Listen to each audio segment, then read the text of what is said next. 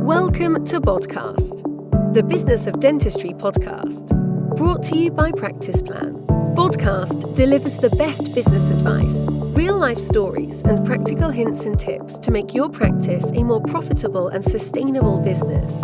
And now, here's your host. Hi everyone, we are back for another podcast, and it's really nice to actually welcome back Jo Clarke with us today. So I think the feedback seems to be very good from what she mentioned in her first outing with Practice Plan, and hopefully we can have some more insights today. So welcome back, Jo.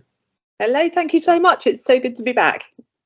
Well, thanks for coming back. I know that our practice has done some work with you, and it seems to have been sort of, really beneficial towards an impact both on sort of hopefully personal levels as well as practice levels. And I think it will be good to kind of mention really what's going on. I'm not sure how much you actually mentioned about Petros in your first podcast, but I don't know if you want to give yourself a quick introduction again regarding the work that you do and your work in healthcare. Well, thank you very much for the opportunity. So Petros is a small not-for-profit business. Our purpose is to help people thrive at work and at life. My background is actually in the prison service as a psychologist, so working in particularly tough environments in high security prisons. I managed in the midst of all that to do a PhD to look at the predictors of thriving at work, and have brought all that to bear in settings outside of the prison service through Petros. As the vehicle for the dissemination of all that information. So on the website, there are loads of blogs and things. There's a free download on the homepage about wellbeing at work. The blogs are all relating to sort of hints and tips to help you thrive. Please do just go and interrogate the website, download what you like. Obviously, ignore what you don't. So we've worked quite a lot in healthcare, a lot with dentistry, because I think there are particular demands in dentistry that people don't always get. And I know I mentioned this previously about, you're working in small environments in isolation with people who come with anxiety and stress and fear of pain, spend a lot of time soothing people. In neuroscience terms, we're learning more about the transmission of stress through the secretion of cortisol through the skin. So if people are coming into the surgery really stress secreting cortisol, that can transmit to the dentist and to the nursing staff. So in addition to the sort of behavioural contagion of stress, it seems that there's a neurophysiological one as well, which means it becomes even more important that people are equipped to look after themselves and to help themselves thrive.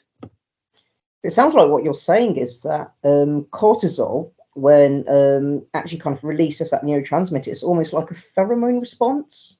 Does that sound Except in the opposite way, because I think pheromones are meant to be quite nice, aren't they? So I don't know. I'm sure there's bad smells that go around as well. Oh, that's true. Actually, yes, I do remember from my time in prison service. But yes, I mean, but the point is, I think that there's actually a chemical transmission. That seems to be what the research is saying. So even if you yourself are not feeling particularly stressed, if you have stressed patients, we know that when people are stressed, they produce excess cortisol, and therefore that might transmit. So it does become even more essential to be well equipped with the skills to not respond stressfully and to thrive at work.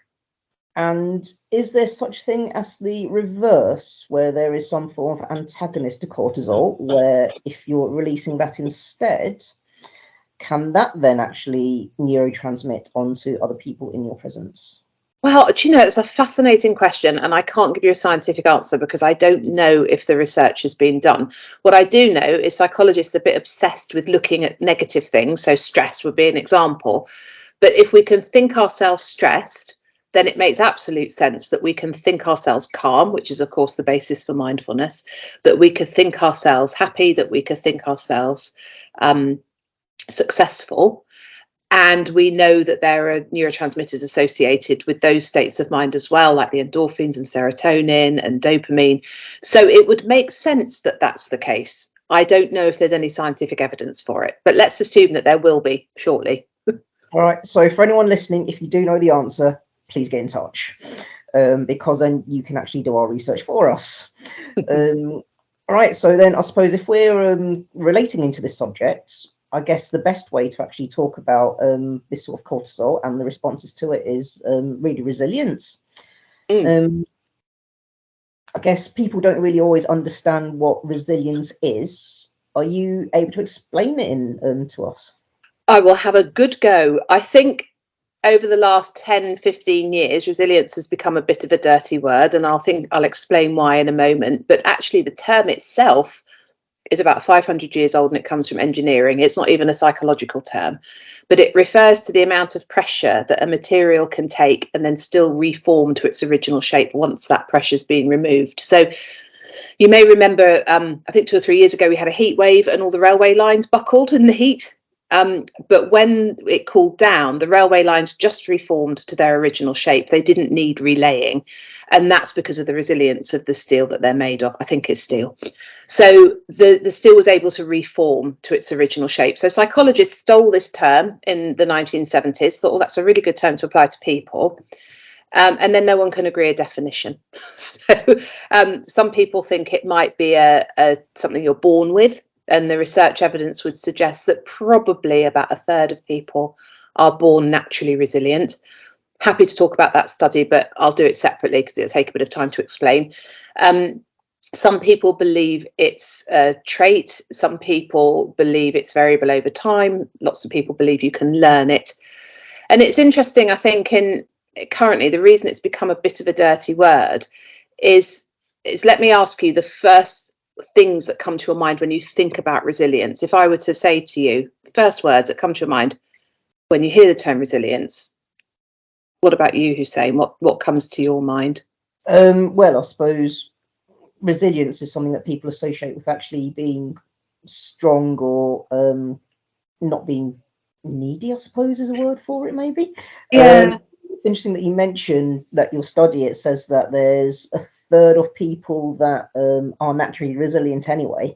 And I guess you do see that, and especially somewhere like our practice where you've got 40 plus people there, and some of those people are actually very naturally resilient because no matter what you throw at them, no matter what banter it even might be, it literally just goes over them like water on a duck's back. Then you get other people that will maybe take it not take it the wrong way, but they're maybe not wanting to engage in that kind of conversation on a regular basis, or that kind of context, and that does make it something that you do have to kind of go off personalities a bit.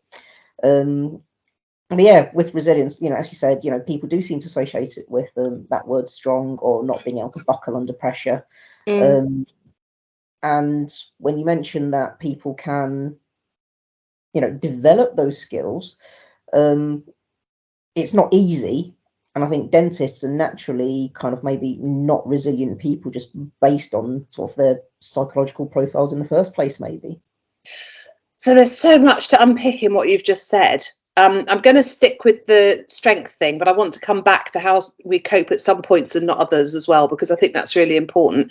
And I think one of the reasons resilience has become a dirty word is because people associate it with being strong. And therefore, if you're not resilient, you must be weak, which I think is quite insulting. I personally, and at Petros, we consider resilience to be a set of skills.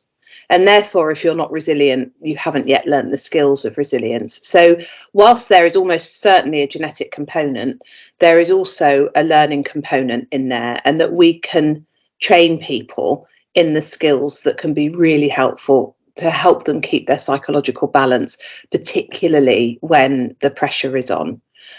So in relation to what you're saying, the issue that sometimes we might be able to respond well to pressure and other times not also sort of depends on everything else that's going on in our lives, how well resourced we are, how much energy we've got.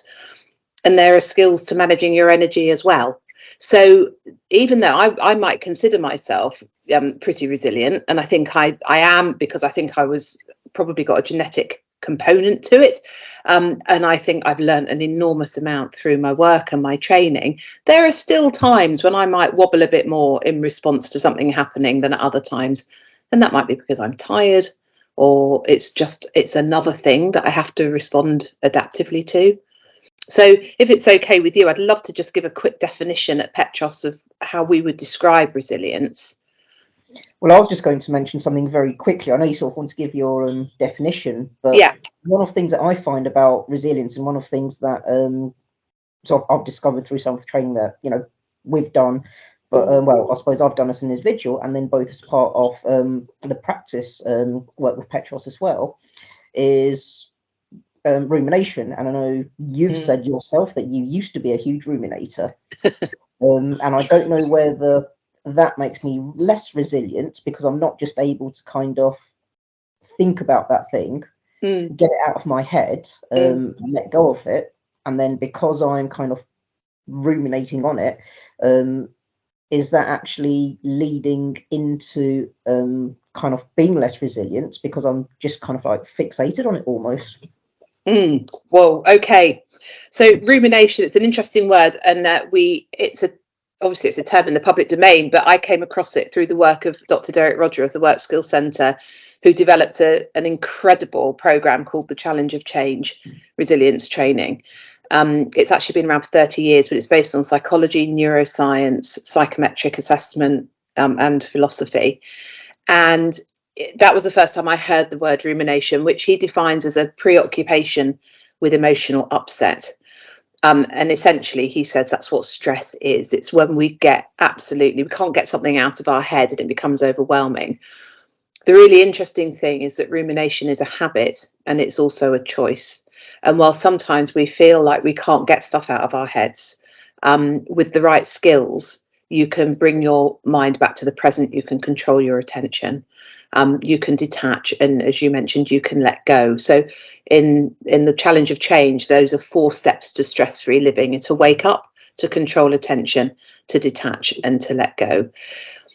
And the rumination is, I mean, I'm sure everyone can think of a time where something has happened in their lives and it's just got stuck in their head and they can't stop thinking about it. It might be a difficult conversation, someone pulling out in front of you in the traffic, an argument with your boss, a difficulty in the family, and it's just on your mind the whole time and it feels overwhelming.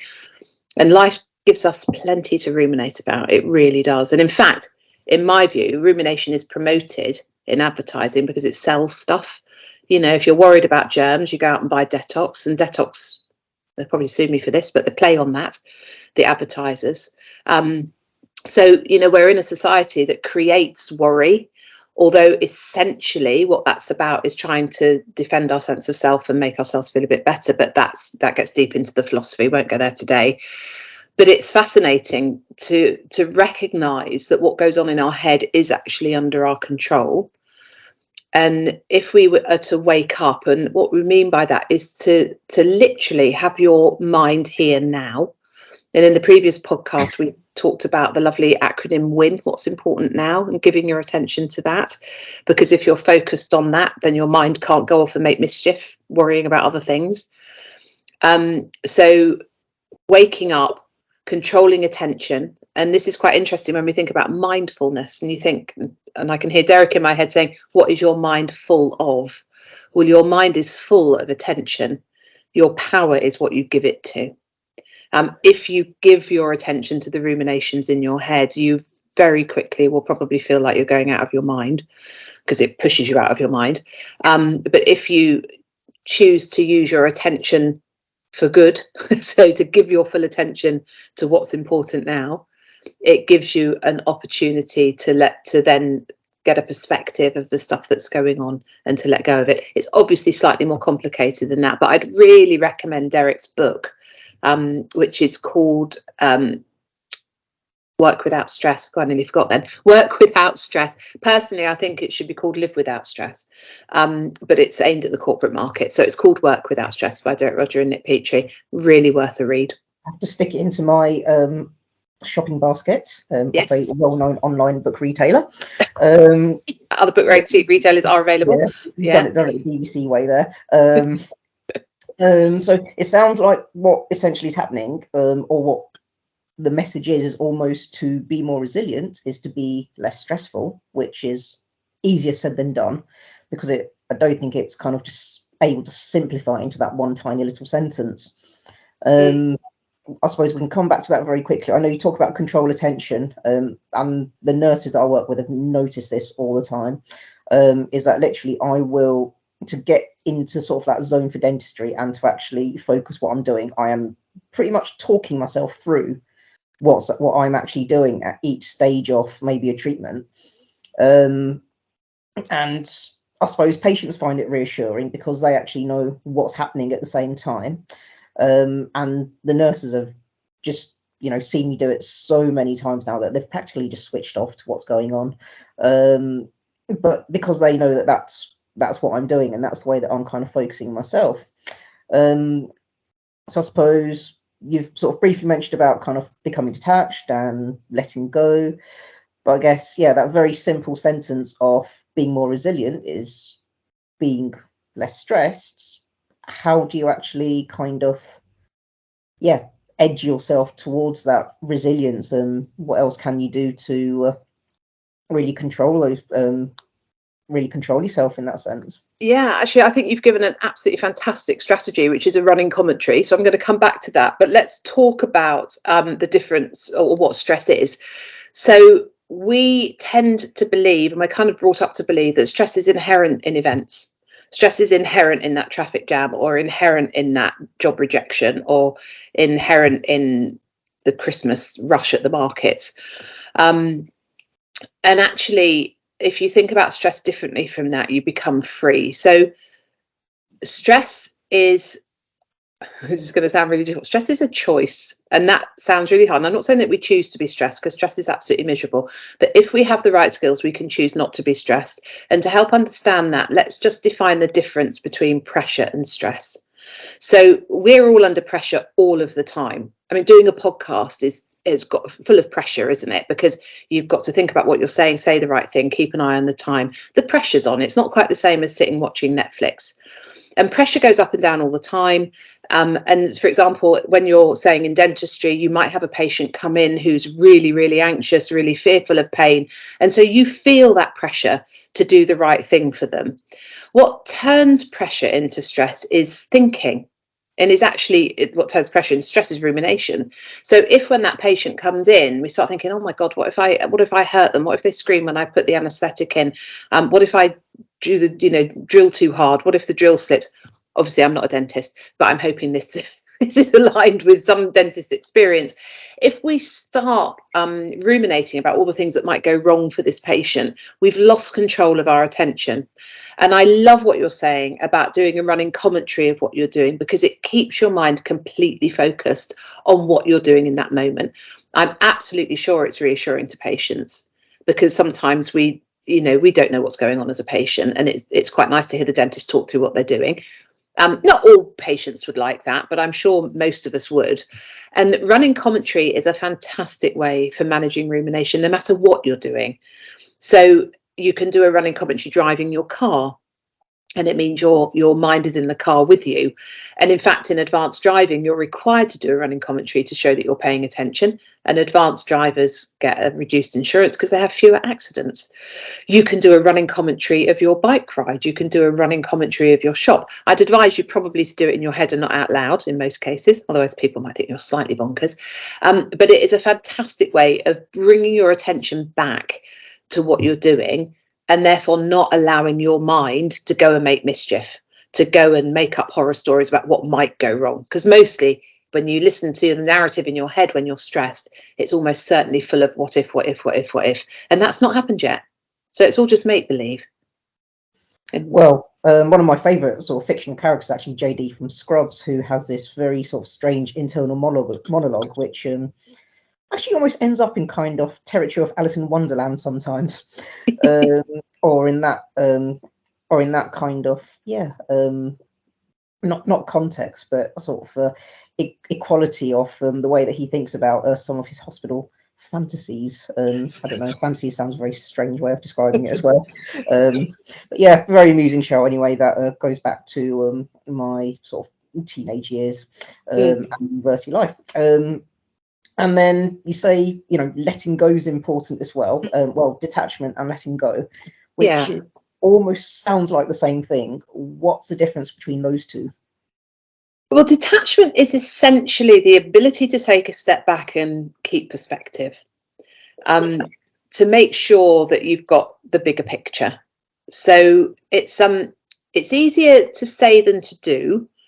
And I think it's because very often the things that cause us to respond stressfully to stuff are things we're very attached to. So if something happens to a family member, or if we're late for a job interview that's really important to us and we're very attached to that, it can be quite hard to, let's take the job interview example. You're stuck in traffic and you're panicking because you're going to be late. Whereas actually, if you woke up, if you brought your mind to the present instead of letting it make a horror story up about what might happen, that you control attention, you can make a decision to pull over and ring the people who are interviewing you. And it's really, really unusual for someone to say, well, then that's it, you're out of the running because you're not here on time because you're stuck in traffic. The wider perspective is people pretty much understand that this kind of stuff happens, and that you'll get there when you can. And then you can just relax into the journey and know that maybe you can do your interview at another time, instead of sitting there for half an hour, sort of pumping your cardiovascular system with stress, because that's what happens. And that goes back to cortisol, that we start thinking about awful things happening. Adrenaline and cortisol are produced by adrenal glands. You can feel it in your body, and most people usually do feel stress in their body before they're even aware of the thinking. So they might feel butterflies, or the heart rate go up, or tension in their neck or head, or gripping the steering wheel. Adrenaline and cortisol, we can ease off the accelerator, literally and metaphorically, once we realise that actually there's nothing we can do about the traffic, and no amount of ruminating about it is going to move it. But we've taken action. We've rung the people that we're going for the interview for. They're going to hang on for us or fit us in at a later time or invite us back another day. And it's about the ability to recognise that, which is hard when your head is full of rumination. So that's the detachment piece. And the letting go is almost like literally letting go of the rumination. It's going, I don't need to do that because it's harmful. And rumination is very harmful. It's miserable, and it absolutely exhausts your cardiovascular system. So it's about being able to let go of the thinking that promotes and provokes that ruminative response. No, you say that because one of the most frustrating things that I find is, especially when you're sort of showing patients or you're telling them, it's like, you need this treatment. And a lot of the time patients kind of go, well, it doesn't bother me, I'll just leave it alone, or I don't understand what I'm doing, or they'll kind of nod along. But then as soon as they've left the room, they've decided not to actually do it. And then I've kind of maybe not quite got detached from it, because it frustrates me that they're not listening to my professional advice. And I kind of do ruminate on that a bit. The phrase I sort of have to tell myself is that because they're not my teeth, that's kind of like my only way of actually letting people go. Maybe it's easy to say when you haven't been through the experience of needing much dental work. Unfortunately, my parents haven't. So I guess that is fortuitous in that sense, whereas there's other people who've kind of been through so much of it, that maybe they don't want more of it, or they are pain free and that's all they're really bothered about. Everyone's kind of got different reasons for wanting to do something or not wanting to do something. And I know letting go's not an easy thing, and I guess you do it kind of, there are certainly more ways that you have to do that, and you say become detached. Well, there's certainly more ways that you're doing that throughout the day in different elements of dentistry, as well as just kind of maybe non-acceptance of treatment plans. So I guess sorry Hussein.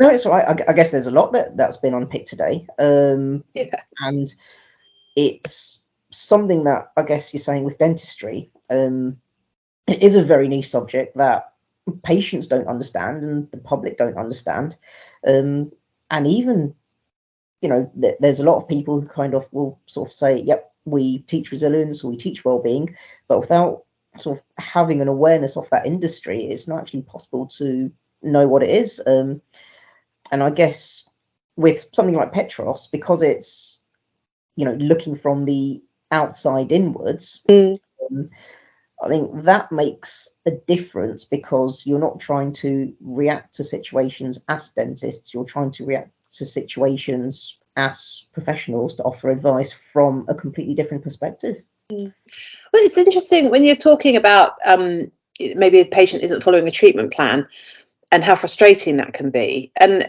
there is definitely a dentist personality that's been researched. And there is a tendency amongst dentists to strive for perfectionism. So we've got to take into account sort of personality variables as well. So it must be incredibly frustrating if you know that a certain course of treatment is going to help a patient and they're refusing to take it. I think that would potentially drive me mad, which would be rumination. But you're absolutely right in recognising that people have to make their own decisions and that we cannot control what everyone else does. So the detachment piece is about enabling you to take that step back and not get overwrought and overwhelmed by a patient not following a treatment plan. And I know from, a dear friend of mine who's a dentist who said, one of the things that for him, he starts the day and he's looking at his list for the rest of the day. And if a patient's treatment takes a bit longer, he knows the list is being pushed back. And the preoccupation then becomes with the fact everything's going to be running late and patients going to get frustrated. And that can stop him then focusing on what's important now, which is the patient who's currently in the chair. So being able to keep your mind with you and not let it run ahead, to be able to recognise that you do your bit. The patient also has an investment in there and the patient has to do their bit too, and that is their choice. And then to be able to let go of that residual feeling that might come with the day. And if we were to get into the philosophy of the challenge of change, what we're really talking about is a sense of defending one's self. And I mean that in psychological, philosophical terms. Very brief example of what I mean by that, because it gets a bit deep. I've described letting go as letting go of the emotions and the feelings, which essentially is how it's presented on the training. But actually, I've learnt more about letting go in recent months as I've been caring for my mum with Alzheimer's. And sometimes she'll say the most outrageous things or things that are just wrong. So for example, she'll say, oh, I haven't seen a doctor in 20 years. And she's been at the surgery 5 times in the last 3 weeks. And that need to put her right and to say, no, mum, you've been to the doctor 5 times. Letting go of that need in myself to put her straight, because it's pointless. It's meaningless. She's got Alzheimer's. She can't remember anyway. That really is what letting go is. So when we're talking about this in dentistry, that need to do the right things by your patients and to ensure that your patients do the right thing, you can't. And it's, a patient's got autonomy. They've got to make their own decisions, as an example. So being able to let go of that need is hard. And when we go back to this idea about attachment and detachment, you'll be very attached to your professional status, your professional skills, your ability to make patients better. And when they're not playing ball, that's probably why it feels so difficult. So learning to wake up, control, attention, detach and let go can be really powerful in you as a dentist managing yourself in that scenario and not becoming overwhelmed with stress, which is just miserable. No, completely agree on that.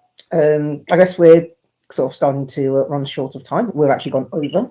As always. Sorry. No, that's all right. It tends to be me as well. We find too many things to be relevant or useful. I think what I'll do is I'll just finish very quickly on a tip that I actually learnt in foundation training. So we're going back quite a way now. Also, I'm not a young dentist anymore, unfortunately, as the grey hair says.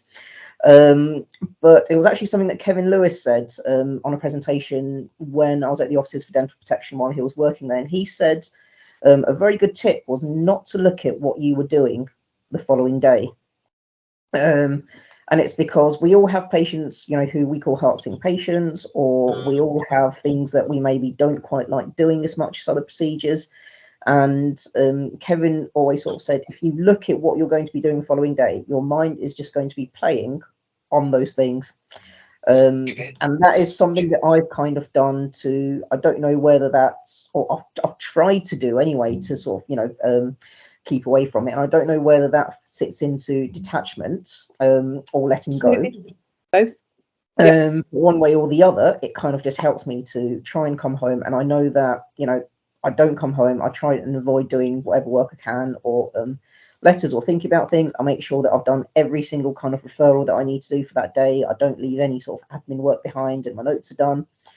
So that then it's not playing on my mind on that evening as well, then thinking, right, I've got to go back the next morning and make sure, I've done that following day as well. I sort of try and keep each day, if I can, as a fresh start. Excellent. I don't know whether those are actually helpful tips to anyone or not. But I don't know if there's anything that you'd like to finish with, just to add into what we've talked about today, Jo? No, really, all I'd like to say is if you find yourself feeling really stressed, try and take steps to resolve that, either through reading, self-help, talking, learning from colleagues. Lovely tips, Hussein. I really agree with you. But the stress is miserable and no one wants to lead a stressful life.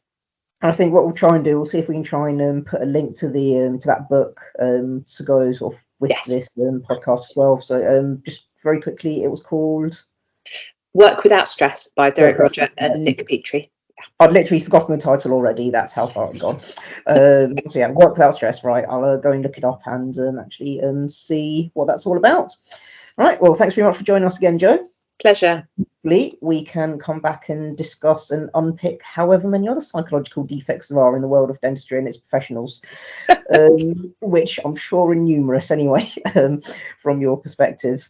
All right. Thanks very much again. And hopefully we shall be joining everybody at some point later on to discuss anything in particular. If there is anything that people do want, obviously, do contact Practice Plan. And if there is a specific topic or something that you do need help with, we'll see if we can actually focus on that as well. In the meantime, take a look at Petros, see what they offer. And if anything does sit out as you looking at it going, that could be beneficial, do feel free to contact Jo or Laura, who takes care of their business affairs as well. Thanks again, everybody, and have a good Christmas and New Year. Bye. Bye.